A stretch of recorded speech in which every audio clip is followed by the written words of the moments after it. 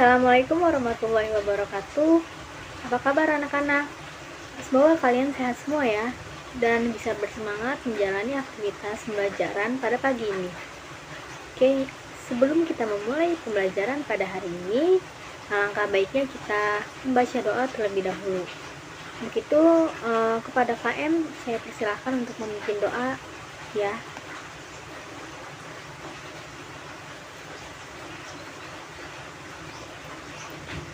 Terima kasih kepada KM sudah memimpin doa untuk teman-teman sekalian.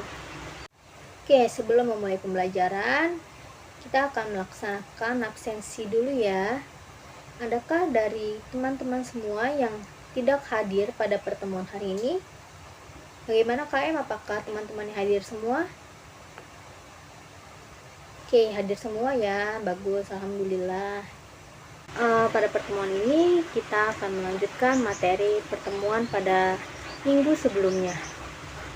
Ada yang tahu pembahasan apa yang akan kita bahas pada hari ini? Coba angkat tangan. Nah, iya betul, kita akan membahas mengenai proses islamisasi di Banten beserta peninggalannya. Nah, sebelum kita masuk ke materi, apakah kalian sudah menerima modul pembelajaran yang sudah Ibu berikan atau yang sudah di-share oleh KM kalian? Oke, bagus. Good job, KM sudah memberikan modul pembelajaran yang sudah Ibu berikan. Apa kalian sudah membaca modul tersebut? Apa sih yang akan kita pelajari pada hari ini? Nah, ya betul. Kita akan mempelajari gimana latar belakang proses islamisasi di Banten beserta peninggalannya. Peninggalannya itu ada yang tahu nggak apa aja? Nah iya betul, Masjid Agung Banten. Setelah itu,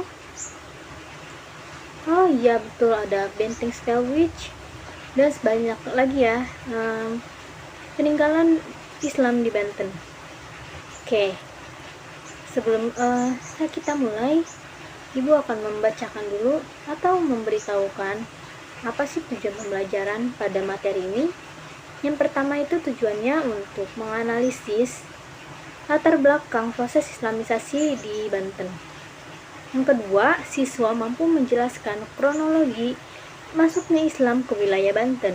Yang ketiga, peserta didik mampu menganalisis perkembangan penyebaran Islam di Banten dan melakukan pengamatan mengenai peninggalan Islam di Banten yang masih ada hingga saat ini dengan rasa penuh ingin tahu, tanggung jawab, disiplin selama pembelajaran, bersikap jujur, percaya diri, dan pantang menyerah, serta memiliki sikap responsif atau berpikir kritis dan proaktif, serta mampu berkomunikasi dan bekerja sama dengan baik. Tujuan pembelajaran ini ada yang ingin tanyakan? Oke, sepertinya tidak ada ya. Oke, Mbak. Mari kita lanjut ke pembahasan selanjutnya. Oke, mari kita mulai pembelajaran sejarah hari ini dengan materi proses islamisasi di Banten beserta peninggalannya. Ibu harap kalian dapat mengikuti proses pembelajaran ini dengan penuh semangat dan mampu menerima pembelajaran dengan baik. Karena sekarang juga masih pagi, harusnya kita semangat dong. Oke, untuk itu Ibu akan menayangkan sebuah video YouTube agar kalian mampu memacu antusias mengenai pembelajaran pada hari ini. Oke, tanpa berlama-lama Ibu akan menayangkan video YouTube. Kalian simak baik-baik ya.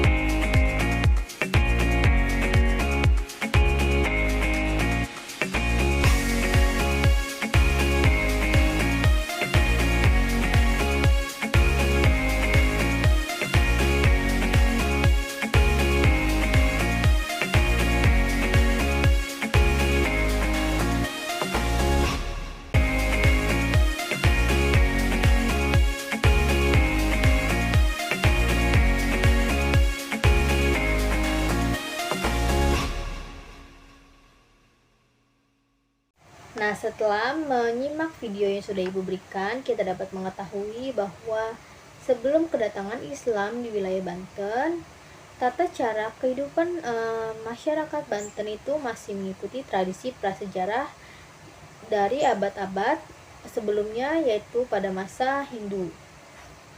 Nah, penyebaran Islam ini dilakukan pertama kali oleh seorang pemimpin Islam yang terkenal sebagai wali berasal dari Cirebon, yakni Sunan Gunung Jati, dan kemudian dilanjutkan oleh putranya yaitu Sultan Maulana Hasanuddin untuk menyebarkan secara perlahan-lahan ajaran agama Islam di Banten. Sultan Maulana Hasanuddin itu sangatlah berpengaruh dalam penyebaran agama Islam di Banten, karena beliau merupakan sultan yang pertama kali menjadi penguasa kerajaan Banten. Beliau yang mendirikan Kesultanan Banten, bahkan beliau mendapatkan gelar Pangeran Sabakingking atau Sudakikin. Gelar tersebut dipersembahkan yaitu oleh kakeknya yaitu Prabu Surosowan. Pada masa itu Prabu Surosowan menjabat sebagai bupati di Banten. Pada masa Sultan Maulana Hasanuddin jugalah kemajuan yang terjadi secara pesat pada penyebaran Islam di wilayah Banten. Namun, Kesultanan Banten mengalami kemunduran namun proses kejayaan Islam di Banten sayangnya masa kejayaan Islam di Banten tidak berlangsung lama karena adanya politik adu domba oleh VOC di bawah kepemimpinan Sultan Haji. Maka dari itu terjadinya perpecahan belah antara raja-raja di Banten atau penguasa-penguasa di Banten. Nah, mungkin sekian dari penjelasan Ibu. Ada yang ingin ditanyakan? Jika tidak, kita akan melanjutkan pembahasan mengenai peninggalan-peninggalan kerajaan Islam di Banten. Dalam video yang sudah Ibu tayangkan juga dijelaskan bahwa peninggalan-peninggalan kerajaan Islam di Banten itu ada banyak sekali ya. Anak-anak ada yang bisa menyebutkan tidak apa saja peninggalan Islam di Banten itu? Coba angkat tangannya. Nah, iya, Tasya tadi yang mengangkat tangan. Ya boleh, apa aja itu? Nah ya bentar, ada Masjid Agung Banten, Benteng Spelwich, Keraton Kaibon, Keraton Surosowan, Masjid Pecinan Tinggi, Masjid Kasunyatan. Ada lagi bisa menyebutkan apa lagi? Nah ya masih banyak lagi ya. Oke, kita berada di penghujung pertemuan pada hari ini mengenai materi proses Islamisasi di Indonesia. Sebelum Ibu akhiri, Ibu akan memberikan evaluasi yaitu berupa tugas kelompok dan tugas individu.